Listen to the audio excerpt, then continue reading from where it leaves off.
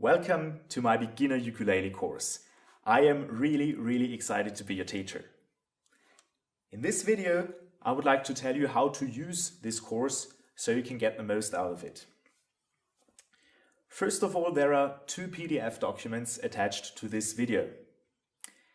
One of them is a document that contains the strumming patterns that you're going to learn in this course, and the other one contains our chords. So the first step will be to print these two documents out. And actually, this is the only course material that you're going to need for this course, apart from your ukulele, obviously.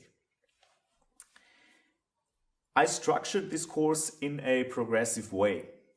And this means the best way to use this course is by just watching lesson after lesson, and by practicing the exercises that I present to you in the lessons before moving on to the next video. However, in the bonus section of this course, I provide some tips on practicing.